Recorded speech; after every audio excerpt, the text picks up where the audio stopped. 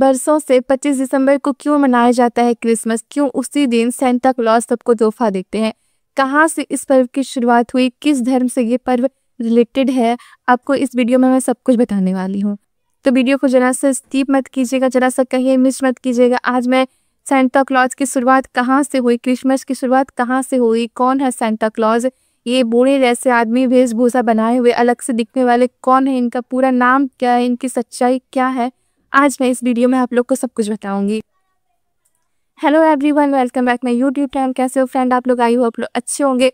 आज मैं इस वीडियो में आप लोगों को क्रिसमस यानी सांता क्लॉज के बारे में बताने वाली हूँ, तो वीडियो में बने रहें। बरसों से 25 दिसंबर को ही क्रिसमस पर मनाया जाता है और ये सांता क्लॉज कौन है, इनका पूरा नाम क्या है, तो इस वीडियो में सब कुछ क्लियर करने वाले हैं। तो वीडियो में बने रहे। वीडियो को सांता क्लॉज जिसके बारे में हम बरसों से जानते हैं और देखते आए हैं कि एक बूढ़ा व्यक्ति होता है, वो रेड कलर का कपड़ा पहना होता है, बड़ी बड़ी दाढ़ी और उसके पास एक झोला रहता है। आखिर में वो इंसान कौन है? तो बता दो कि उनका नाम, जो असली नाम होता है, उनका नाम है सेंट निकोलस। वो एक ईसाई धर्म से बिलोंग करते हैं और वो यहाँ के नहीं है, वो जर्मन के व्यक्ति हैं। उनका जन्म 4वीं शताब्दी में बीजिंटाइन एनाटोलिया में हुआ था और वो बहुत ही अमीर घर से बिलोंग करते थे। उनके पास धन संपत्ति आदि की किसी चीज़ की कोई कमी नहीं थी, लेकिन एक ही बात का दुख था कि उनके माता पिता जो है वो बचपन में ही देख कर गए। उसके बाद उनकी परवरिश उनके दादा दादी और घर के बाकी सदस्य ने मिलकर किया। उनका वेशभूषा जो है वो शरीर से मोटे तगड़े और हेल्दी किस्म के थे, पर से वो बहुत ज़्यादा खुशमिजाजी किस्म के इंसान थे। वो हर लोगों से घुल मिल के रहते थे, किसी से कोई शिकायत, किसी से कोई लड़ाई झगड़ा कुछ भी नहीं करते थे।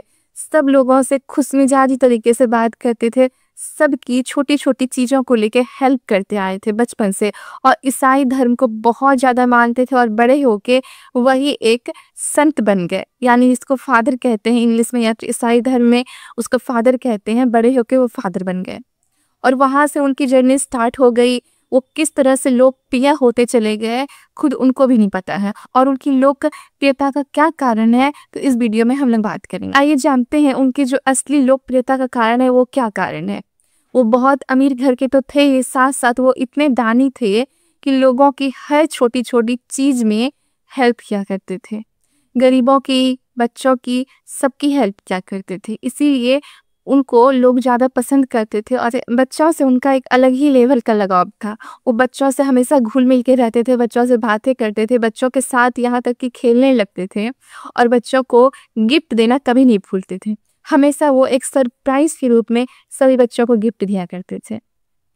जैसे कि बच्चे अगर सोए हैं तो उनको सरप्राइज करने के लिए उसके तकिए के नीचे गिफ्ट रख के चल दिया करते थे। अगर बच्चे स्कूल जा रहे हैं तो उनके बैग में गिफ्ट रख दिया करते थे। कुछ इन्हीं सरप्राइज तरीकों से गिफ्ट दिया करते थे जिससे कि बच्चे भी उन्हें काफ़ी पसंद करते थे। उनके बैग में हमेशा चॉकलेट रहा करता था जो कि बच्चों को वो बांटते जाते थे। वो कहीं भी जाते थे तो अपने पॉकेट में तोहफे और चॉकलेट जरूर लेके जाते थे। आपने गौर किया होगा कि उनके पास एक झोला रहता है, और ये बात सच है कि उनके पास एक झोला रहता था और हमेशा वो उसमें गिफ्ट और चॉकलेट भर के रखते थे, जिससे कि कहीं भी जाए तो कोई भी ऐसा बच्चा ना हो जिसको कि वो गिफ्ट और चॉकलेट ना दे। इसीलिए वो हमेशा एक थैला सा बैग अपने पास रखते थे और उनका वही लुक, वही लिबास में आप लोगों ने सभी ने फोटो देखा होगा। और ऐसे करके वो बचपन से बड़े होने यानी बूढ़े होने तक बच्चों से बहुत ज़्यादा प्यार करते थे। वो बहुत ही ज़्यादा दयालु और सरल स्वभाव के व्यक्ति थे। वो बच्चों से तो प्यार करते ही थे, बच्चों से वो अद्भुत लगाव तो रखते थे, साथ साथ उन्हें गिफ्ट देते थे और चॉकलेट देते थे। साथ साथ गरीबों की और ज़रूरतमंदों की हेल्प करना कभी नहीं भूलते थे। वो हमेशा गरीबों की हेल्प करते थे, चाहे पैसे से हेल्प हो, कपड़ों से हेल्प हो, या किसी भी तरीके का हेल्प हो, वो हेल्प करना नहीं भूलते थे। और जो भी कोई व्यक्ति आ रहा था हेल्प मांगने के लिए, वो कभी उसे मना नहीं करते थे। चाहे पैसा मांगे या फिर कोई और वस्तु क्यों ना मांगे, वो हमेशा सबकी मदद करते थे। के बारे में मैं आपको एक इंटरेस्टिंग कहानी यहाँ पे सुनाती हूँ। एक बार एक पिता अपनी 3 बेटी की शादी करने के लिए बहुत ही ज़्यादा परेशान थे, यहाँ तक कि वो सुसाइड करने पर उतर गए कि मेरी 3 जवान बेटियां हैं, मैं शादी कैसे करूँ।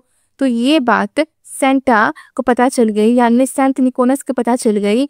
तो उन्होंने क्या किया कि सोने के बाद आधी रात में उन गरीब व्यक्ति के घर के सामने पैसे के थैले रख दी और 3 भागों में डिवाइड करके रख दिया और साथ-साथ उसमें लिख दिए कि ये पैसे जो मैं आपको 3 भागों में दे रहा हूँ, ये आपकी तीनों बेटियों के लिए है।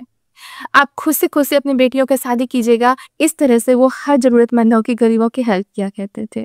उनके पास अपार धन-संपत्ति थी, उनके पास पैसों की कोई कमी नहीं थी और इस तरह से वो हमेशा पैसा बर्बाद करने की जगह हमेशा वो दूसरों की भलाई के लिए अपने पैसे को यूज़ करते थे। इस तरह से वो महान बनते चले गए और उनका जो स्वभाव था, वो काफ़ी सरल था। वो खुद को ये नहीं समझते थे कि मैं चर्च में फ़ादर हूँ, मैं इतना अमीर हूँ, मैं लोगों से कैसे बात करूँगा? क्यों मैं छोटे लोगों के साथ उठूँगा, बैठूँगा? क्यों मैं उससे बात करूँगा? लेकिन उनका स्वभाव इतना सरल था कि वो सभी लोगों से घुल-मिल के रहते थे।